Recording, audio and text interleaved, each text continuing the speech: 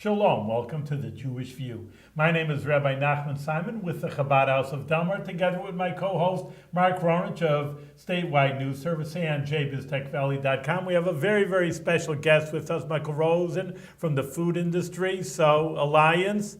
Mike, welcome to the Jewish View. Thank you for having me. Did you bring any bagels and lox? That's what I was expecting we'd have. Well, we do have a cake because this is our 100th show in 11 months. We did 100 shows of the Jewish View right here at Channel Albany, and I really think that it's a credit to the folks who put this operation together, to Joe Alandato, who makes this all happen. He's the coordinator, and I just want to, I think it's a real milestone that in just 11 months, we did 100 shows. Better than Hollywood over here. That's Our next stop over here. And of course, we have a cake to honor this, and that's all part of food, and the Food Industry Alliance is here, although the cake is kosher and didn't come from the Food Industry Alliance, it's Stern's Cake, but Well, you had to buy it in a store. And That's right. Represent food stores. That's right. So, well, what is the Food Industry Alliance? Let's start off with the basics. We are a statewide trade association representing all sizes of food stores. We have about 850 members who operate about 10,000 stores in New York. This is only New York State then? We are just a statewide association. We have wholesalers who join on behalf of their independent retailers, and we have chains. But we're a statewide group with about half of the state's food stores. and you're the president and CEO of that. You've just became the head of the Alliance maybe a year ago or so? Since February of this year. All right, give you a mazel tov. Well, for that. thank you. Right. And You have a lot of congratulations on success. your milestone. Thank you. Let me ask you, so what is your particular job? So to bring them together for pricing, for quality of food? To lobby the legislature. Our primary focus is government relations. So we have, we're based in Albany. We also have a downstate lobbyist who handles Long Island, New York City, and the downstate counties. And we do a lot of trade events to bring the suppliers together with the retailers. So how come you're not at Kosher Fest? I should go. You should be. Absolutely. We'll go in November. I'll bet the members that will be there. Okay. It's an important category. Food part, sure. Well, tell us a few of the issues that you would like to see, what you're lobbying for. Besides GMO, go into other issues. We'll get into GMO in a minute. Well, we follow anything that affects retail sales, so anything dealing with alcohol licensing, tobacco sales, minimum wage, and any of those kinds of issues we'll get involved in. There was a big issue with the alcohol, wasn't it, or wine? Wine in food stores, which we... yeah, that was it, wine in the grocery which stores. we sought for a few years. We put it on the back burner at the moment, but that's something I'm sure we'll address in the future. You think we'll see wine in grocery stores? I was in Maine. I saw Maine has wine in grocery stores. Most states do. New York does not. Yeah, what's the reason? The liquor distributors and retailers like things the way they are. So You think they'll put mom and pop liquor stores out of business? it has not happened in other states, but that's the fear and the contention. That's the fear. Okay. So let me ask you this. The reason I wanted you to be on the show is because or Rabbi Simon and I wanted you on the show is because of this GMO labeling. Mm-hmm. Explain what GMO is first. Well, I don't know if I'm qualified. Well, it's genetic modified organisms. Right. GMO is a technology, a biotechnology by which plants are altered to increase yield and to allow farmers to grow crops in more adverse conditions. So like companies like, from what I've read, and I have about, 30 pages. You read all that, Mark? You did your homonwork? I did my homework, and All right. I'm more confused now than I was before I did. Join the club. It seems as though Monsanto and DuPont are being demonized by the folks on the other side of the argument for them. So I don't know. There must be other folks who are involved, but they apparently spray their corn and tomatoes and other things with some chemicals. As I understand the chemical resistant. Well, as I something understand just, the technology, seeds are altered to have certain favorable qualities. and Monsanto and DuPont are two of the leading producers of those kinds And of when you seeds. say favorably altered, what's Well, the there are euphemism? characteristics that farmers look for. They want seeds that will have a higher yield, that can be grown using fewer fertilizers and chemicals, and use less water. So if you can buy seeds that give you more crops, that you have to use fewer chemicals in growing, that you can grow in a shorter season like in New York, then that's a benefit for farmers. And they say that it's resistant to another Monsanto product that was Roundup. Roundup. So they can. So Monsanto is doing something that's resistant to one of their own products, which I didn't understand. Yeah, well, that I do understand. So Monsanto has a product that kills weeds, and so if you can grow a plant that is not affected by Roundup, you can plant, let's say, your corn, and then if weeds grow up, spray around the corn with Roundup to kill the weeds, but it won't kill the corn. Mm-hmm. So it allows farmers to operate more efficiently. But I should be clear, we Yes, don't represent right. either the seed manufacturers or the farmers or even That's what I was going to ask. Yeah, What is your position then? well, Are you for or against? Or? well, our position is sort of in between, in that we are not supporting or opposing GMO labeling. What we're opposing is state-specific labeling. If Congress or FDA were to say we think GMO ingredients should be labeled, we would be fine with that.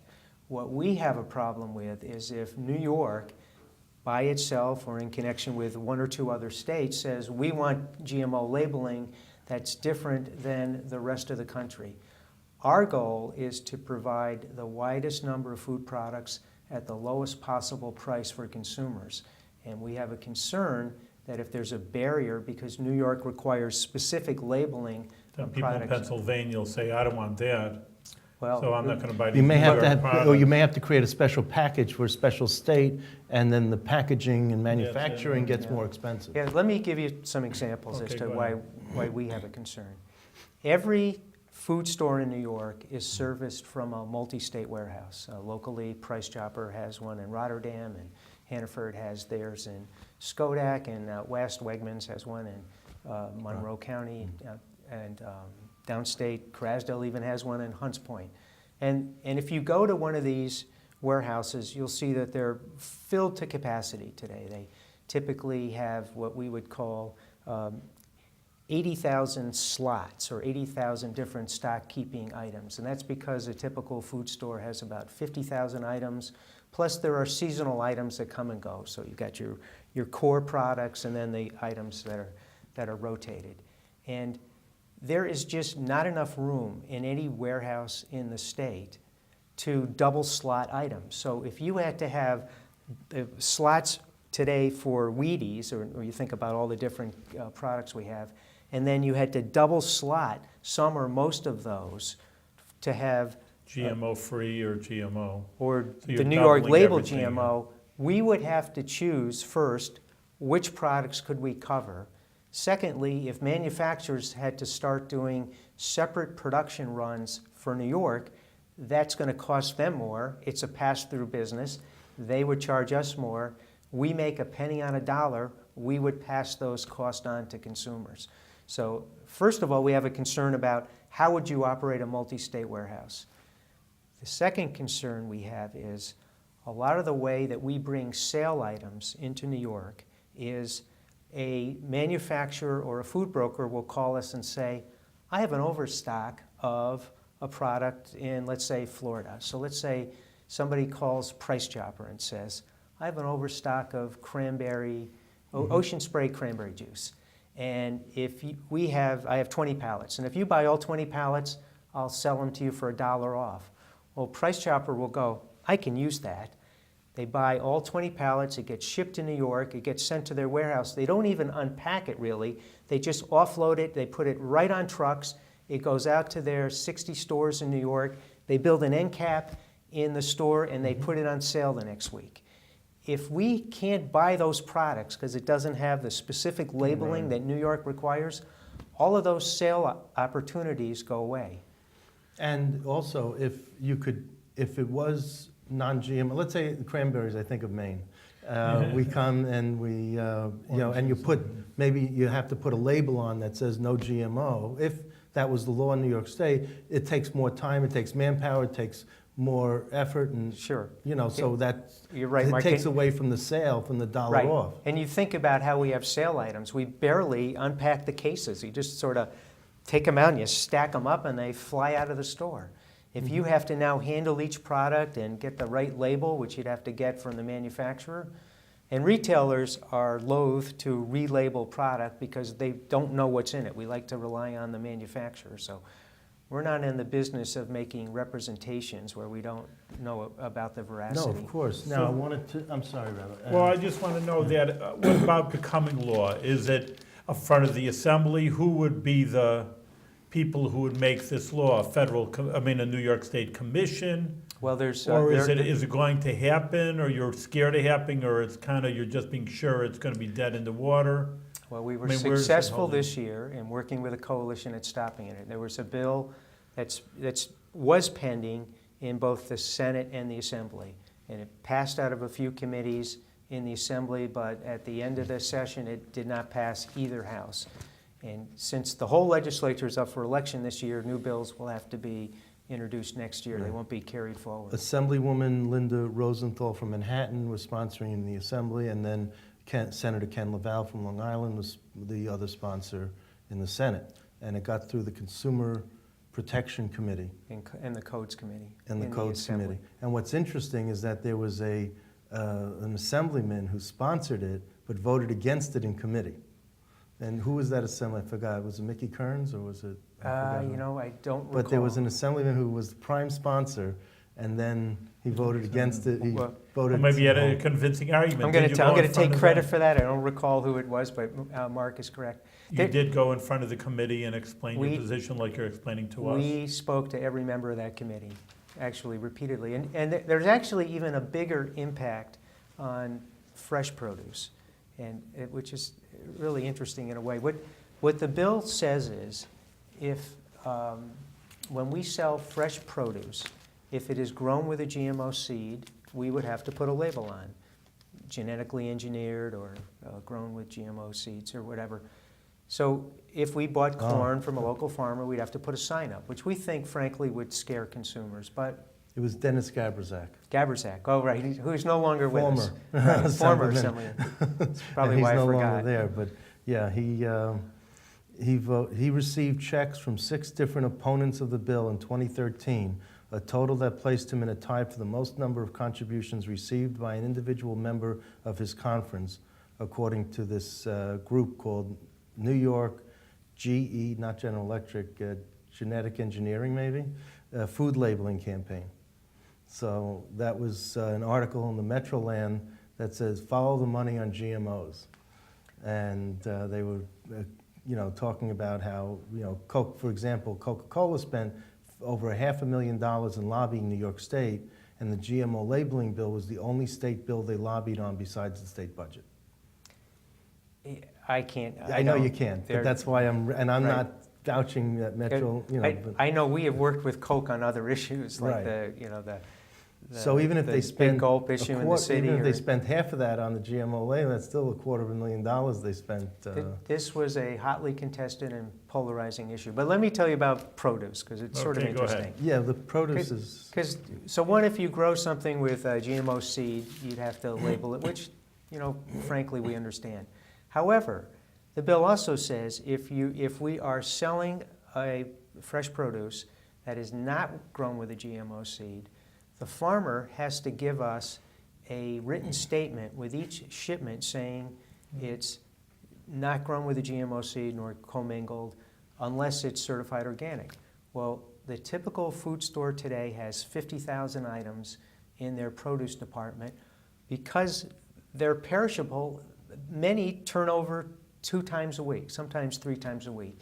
So if you think about all of the shipments to a supermarket and all of the paperwork, first from the farmer, then to the distributor, and then all of the paperwork that we would have to keep track of with every shipment of lettuce or zucchini, it would be staggering. And there's no way we could keep track of that without affecting prices. So how did Vermont pass this type of bill? Vermont passed it, and about a month later, the grocery manufacturers sued them on free speech and interstate commerce issues. And it's pending.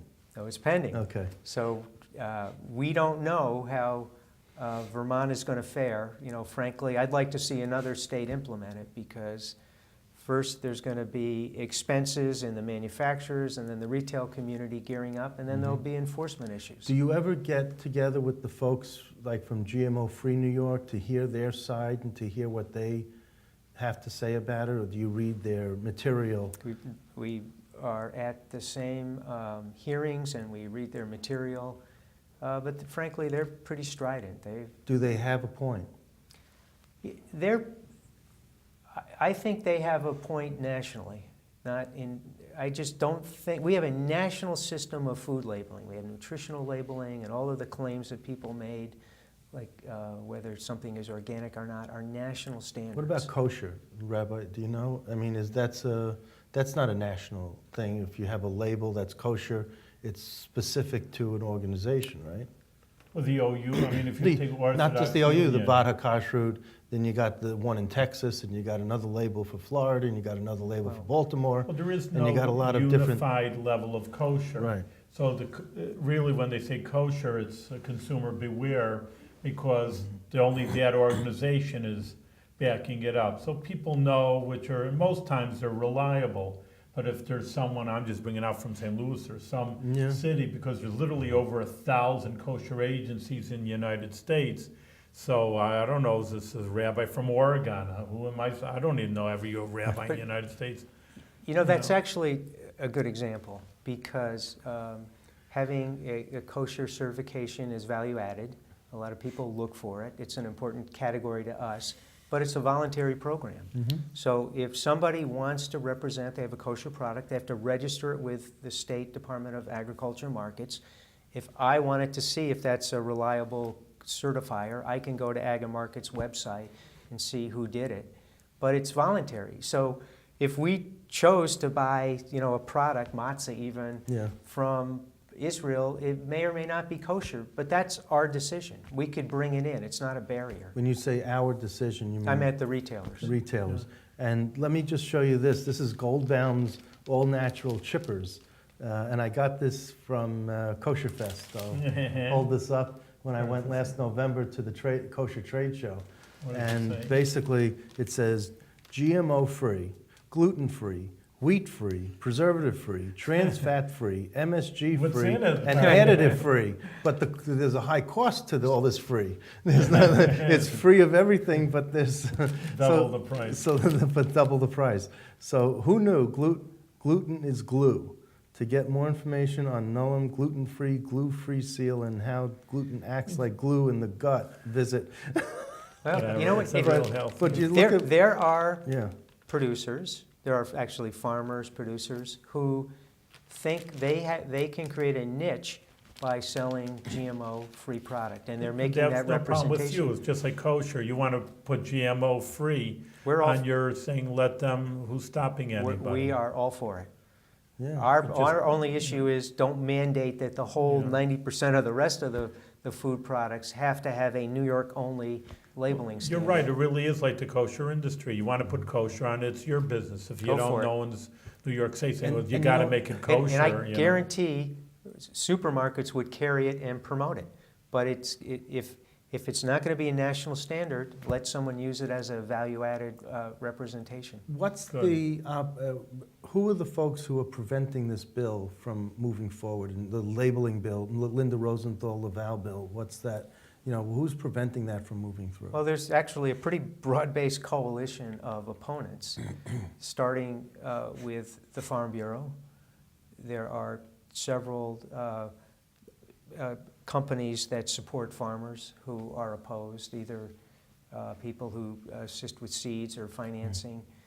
Then there are food manufacturers, the Grocery Manufacturers Association. Why are they more effective at stopping it than like GMO-free New York is not as successful pushing it through? Well, Is it about the money? no, I think, Mark, it's a lot harder to pass a bill than it is to stop it, because you only have to find one committee to stop it, and you've prevailed, whereas you have to get it through several hurdles to pass a bill. And I think there are a lot of legitimate issues and concerns. When we talk to people about we're not going to have the free flow of goods into New York, you're not going to have as many sale items, it's going to affect how we market fresh produce, people wanted to consider it. They weren't ready to go ahead. So who are, in terms of the legislators, who are the friends of the Farm Bureau? We know who the friends of the people who are promoting GMO labeling, Linda Rosenthal and Kent Laval, and everyone who signed on to the bill.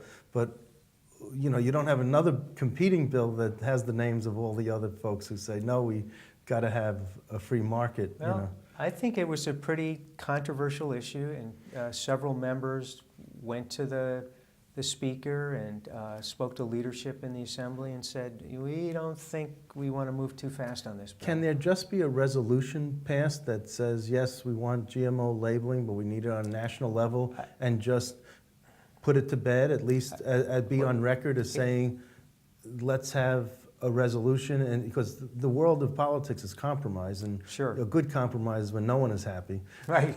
Actually, a few legislators mentioned that to me, and I think that's a good solution. As I said earlier, if we had a national bill, either before Congress or a proposal before FDA, we'd be fine with that. And have you surveyed the congressional delegation from New York and gotten their sense of whether they could do something with this? We actually had a lobby day earlier where we talked about a couple of issues. That was one of them, and people are thinking about it. What's your sense from? I don't. They just I don't looked at you, understand. smiled, and I don't understand Congress. I barely understand Albany, and Congress just seems harder to get anything done there.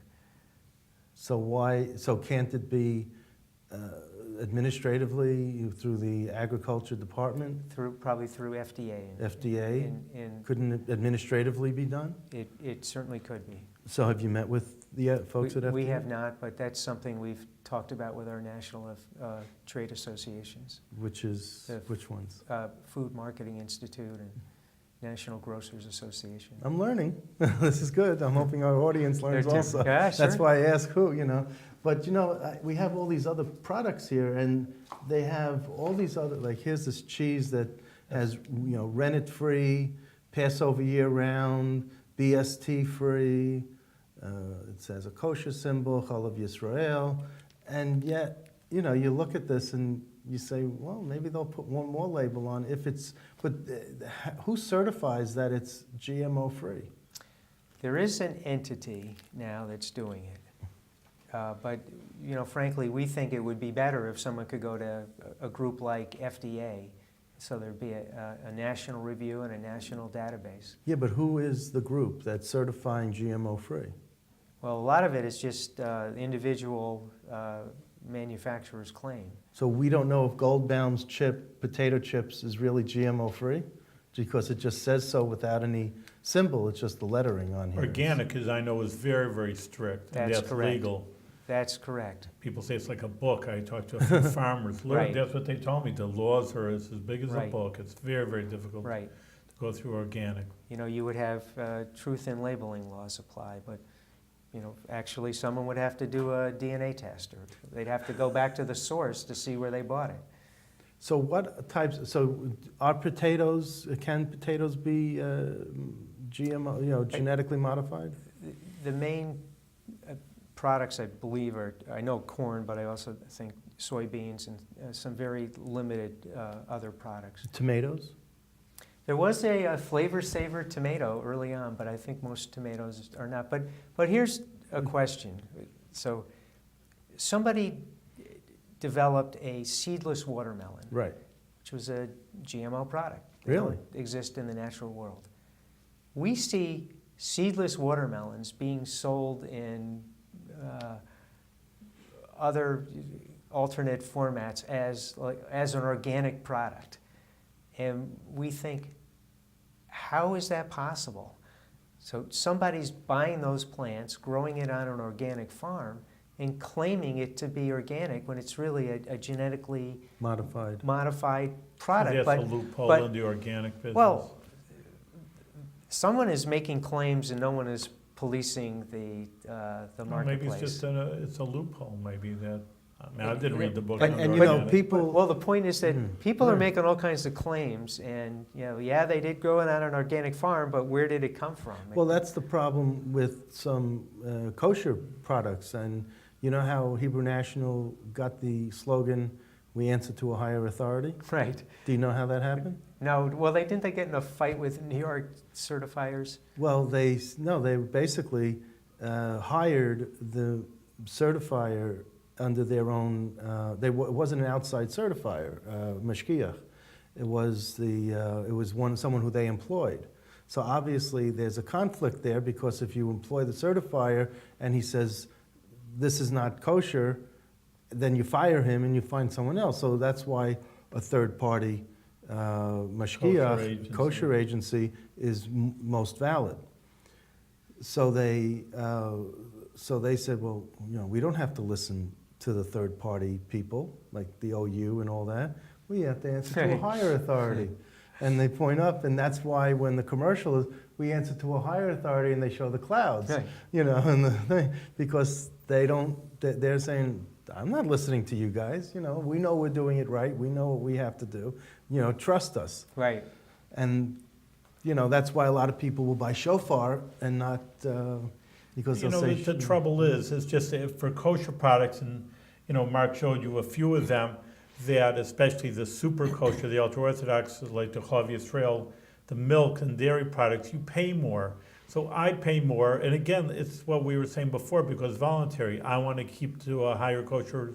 So if you want something more, that's like anything in life. You wanted just to get a basic brand car, you pay one, I want this on the car and that on the car and that on the car. Oh, fine, we'll give it to you, and you're paying double more, the that's par. right. I mean, that's just life. So, I think what we hit upon would be the best thing. If anybody wants to buy voluntary, you don't like GMO, this is a free country, fine. And just look for, you pay the extra and don't Sure. impose that on everybody else, because the price is, like you say, going to go higher. And I'm always worried, we have, there are people without food in the United States. Sure. It's difficult for some people to make means, and just to add on more added costs. It's difficult for any person, but they're surely their bottom rung on the economic scale. Absolutely. So what didn't we bring up that you'd like to add to this discussion about GMO labeling? Well, just that, I think what the rabbi was saying is that there will be a real cost to consumers, and we're not sure a good solution is to impose higher cost every time a family goes shopping. If companies want to do it voluntarily, great, we'll offer it, and if people want to pay more, that's fine. We like it when people buy more expensive products. Or if you want to do it nationally so we don't impede the flow of goods into New York, we're fine with that as well. And because like Price Choppers in Vermont and Massachusetts and other states, I think they're in 6 states now. yeah. So they would have a label just for New York, and then they would have Very difficult. either that or they would pull out of the other states and only be New York centric. Or they have to cut back what they offer. And Hannaford is based in Maine, Right, ShopRite is sure. based in New Jersey. They're all multi-state chains now. So there are issues there in terms of the variety that we would have. you Right, know. the variety and the pricing to the public. Well, you have been a wealth of information. It's so good to have you on as our 100th guest. I'm honored. In Channel Albany. It's really terrific to have you as part of the series of the Jewish View, 100 episodes. Thank you, Rabbi Simon, also, because you've been a pleasure to work with. And, Thank you. I love you as being the co-host, and and You're together the we news work. reporter, I'm the rabbi, and That's we right. make a good team. Right. We do. So another 120 shows maybe, okay? 120 years, we'll make it to 1,000 shows. Well, thank you very much, and we always give a little blessing that you're sticking up for the man in the street, for consumer, and food is something essential, and everybody needs it, and they can't, people are hand to mouth. So I deal with these kind of people that are in need, and I appreciate looking out for the man in the street. So it's not too expensive, and you should continue, like we said, also to 120 years and see good success. Thank you. Thanks for Well, being thank you, here, Rabbi. Mike. Thank you.